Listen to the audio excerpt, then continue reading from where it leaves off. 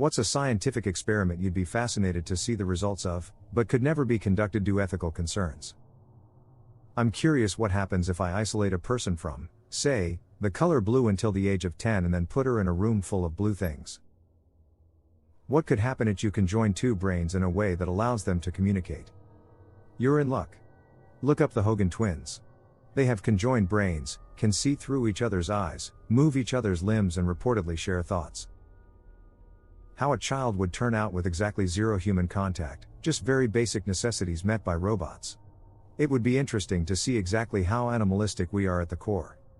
Harry Harlow did this with rhesus monkeys, was depressing. He did multiple experiments in love, bonding, and social interaction. He took monkeys away from their mothers at birth and fed them and raised them with zero contact for 3, 6, and 12 months and recorded the results.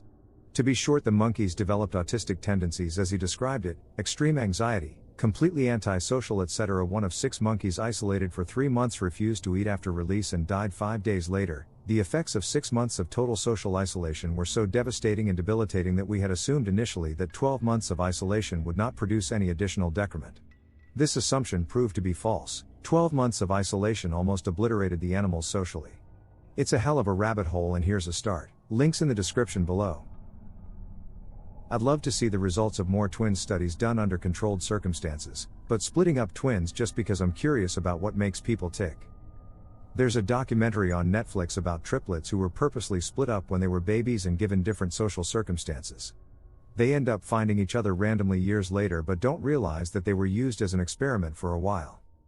I've watched that. It was amazingly interesting and sad, and still many years until the findings of the study get released. Link in the description below. Clone a serial killer 10 times. Put each baby in a different family with different upbringings. See if any of them become serial killers. 1. Give a baby a proportioned weight vest all its life, increasing the weight as it gets older. When it's 11, will it be able to jump as high as all the other kids because its body has adapted? If yes, when we take it off, can it jump much higher? 2. How strong can we get a gorilla by giving it a bench press set? I would not support either of these experiments for ethical reasons in real life, but they would be cool. See if we can persuade a group of wolves to raise a child.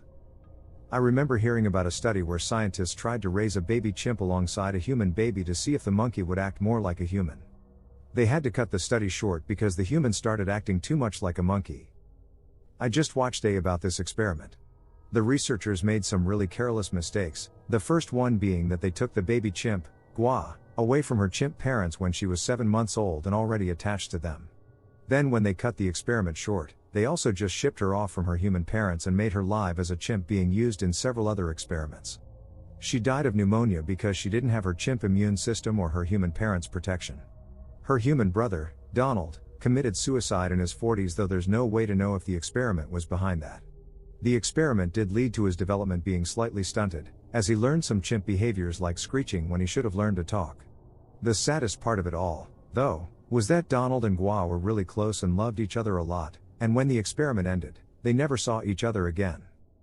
Link to the video in the description. Any experiment that checks to see if a medicine is safe for pregnant ladies to consume would require trials of pregnant ladies consuming the medications before we knew the medications were completely safe. There are precious few pregnancy category of medicines. Most medications, like acetaminophen aka Tylenol, given to pregnant women are under Category B. Animal reproduction studies have failed to demonstrate a risk to the fetus, and there are no adequate and well-controlled studies in pregnant women. I'd create an exact clone of me as a baby and send him to be raised somewhere else, by people who are as different from my parents as I can find, then meet up with him once he's, say, 30, and see how differently we turned out in terms of personality. It would be cool if we could somehow bring back different species of human that went extinct. Like Neanderthals, Denisovan, etc., and see how they differ, if at all, from us if raised in a modern society. It's been talked about, but likely will never happen due to ethical concerns. I'd like to see an experiment where a child is brought up believing a fictional piece of work like Harry Potter or Lord of the Rings is a real religion. Think of it like The Truman Show, but instead of a show it's just a household that worships Nick Cage or something. It would be interesting to see how behavior would deviate and or be similar to other religious groups. When I was a social worker for a short time, I met a woman and her son who treated Transformers like this. She said Optimus Prime was her husband. Whole house was full of Transformers items. She wore a Transformer mask most of the time I saw her.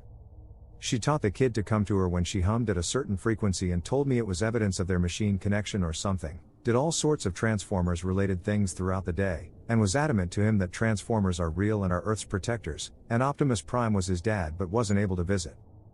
It was a whole thing. I don't know what came of her, but the kid was young enough, 4 to 5? I don't remember, he believed what she said. So anyway, some people really do this shit.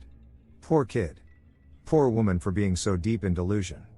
Who knows where the actual father was or how she got this way. She wasn't being abusive according to how social workers score things, so nothing we could really do at all to help.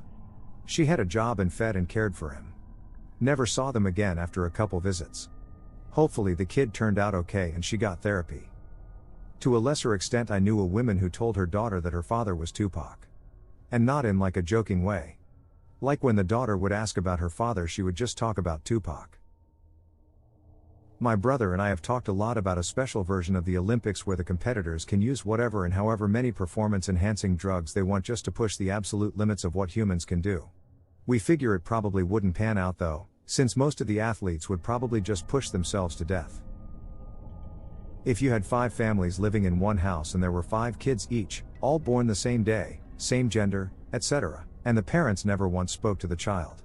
All 5 sets of parents spoke their own language. Let's just say Russian, English, Chinese, Spanish, and German, and the kids grew up hearing all of that but never being spoken to. What language would the children learn, or would they learn any? Selective breeding of humans. We made wolves into all the different kinds of dogs. Let's see what weird stuff we could make with ourselves. Edit. Yes, I'm aware of Hitler's eugenics, and no, that's not really what I had in mind. Eugenics was motivated almost purely by racism. If we're getting political, organize a project where groups of people identifying with the same political belief govern a small region/city/county with full political control. So observing how a 100% leftist city would fare. And what a centrist city would do compared to a far-right city.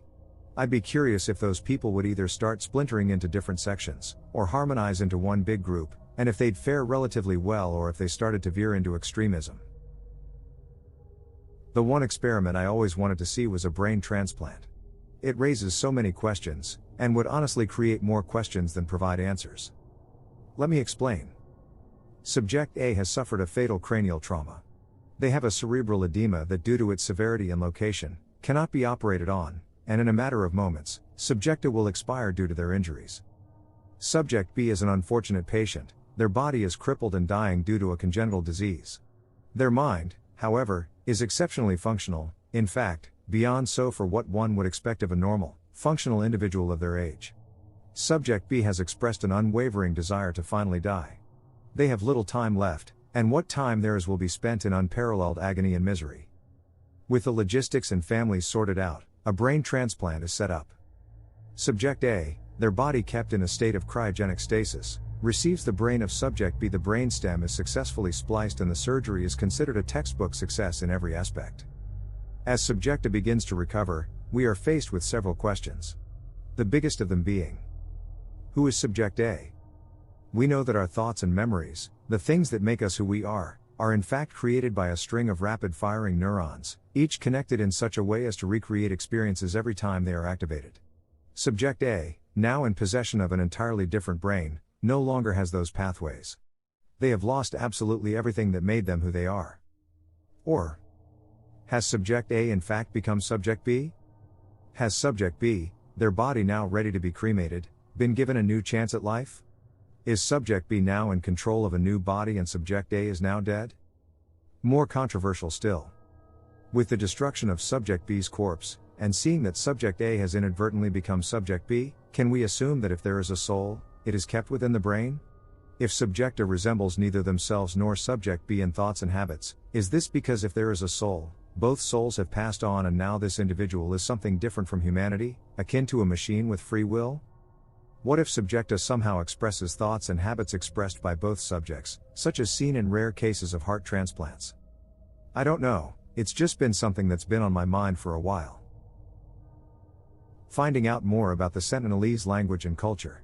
Yes, I agree that we should leave them alone, not force them to integrate into our society, etc., but it would be fascinating to send a drone or drones with hidden cameras and sound recorders there. Perhaps this would have to be a very well disguised drone, maybe disguised as a bird or fly or something. Maybe that would work, as the neighboring tribes are known to have a taboo against eating birds, and we are somewhat certain that the Sentinelese have some degree of cultural similarity. And the drone would be sterilized of pathogens, of course. I agree that they should be left alone, but damn if that isn't an intriguing tribe. There's so much I want to learn about them. Language, relationships, belief system, dwellings or communal living, any desire to rebel, etc. I'm fully convinced that living animalian organisms need conflict or difficulty to survive.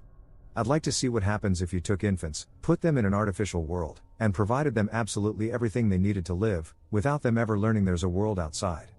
Obviously, it's ethically atrocious, but I want to know what would happen. My younger sister keeps bringing up one. I wonder if how pretty the weapon is would make it hurt less?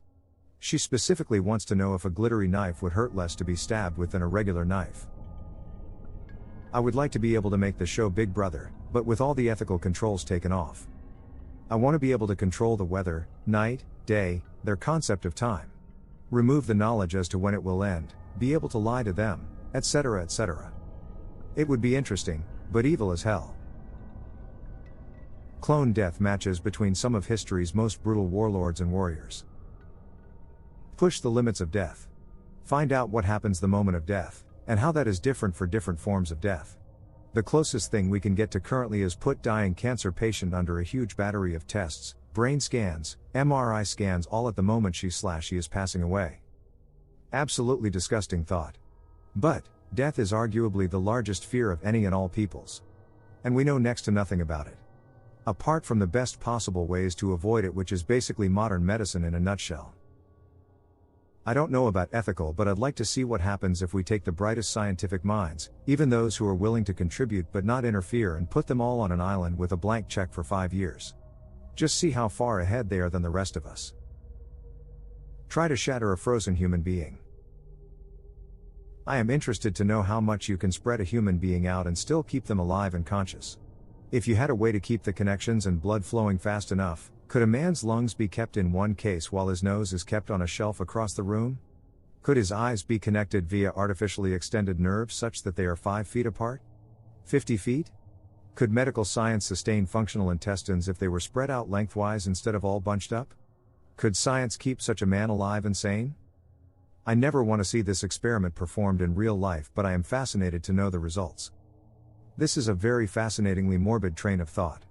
I just finished some anatomy courses in school, so I'm going to weigh in on some body systems. No intent to put down your idea, but as a logic experiment. Lots of systems in the body function efficiently and effectively as a result of their correlation to other body systems. Also, there are lots of physics principles involving fluids and gases that the body utilizes to function. For example, breathing air is not just us activating chest muscles to suck in air. Muscles on our rib cage as well as our diaphragm contract to create more space in our chest cavity, creating negative pressure, so that air wants to rush into our lungs to fill the larger space. Then we tie in circulation, in which blood is circulated to the lungs to get oxygenated. From largest to smallest to largest again, we have veins to venules to capillaries to arterioles to arteries. While the heart does pump blood, at the smallest point of circulation, capillaries, where oxygen and wastes are exchanged, the capillaries are only a single blood cell in width, and it is the change in pressure gradient that enables blood cells to go from a halt back into the larger vessels until it's in circulation again, not just because the heart is pumping. So your concept of stretching things out farther is interesting, because I feel like the pressure gradients wouldn't work to move blood anymore. Plus, if you're stretching things out and are able to keep the nervous system connected, that's already a scientific win in my eyes, as many people could benefit from having nerves repaired or replaced, whether after accidents, injuries, or organ transplants. Very thought-provoking. 2 babies born at the same time. Each one raised inside a completely made-up reality, like the Truman Show. Then on their 21st birthday they're both released into the real world and we observe their behavior. Would be awesome. Extreme body modification, like adding webbed feet or hands to make someone a better swimmer. Or even non-invasive but still hazy things like reloadable spring-loaded shoes to make Popel better at jumping. Little things like that, but then combine them all together and have some superhuman. As always, thank you for watching. Please like and subscribe if you enjoyed the video, show your support. Leave your thoughts and opinions down below.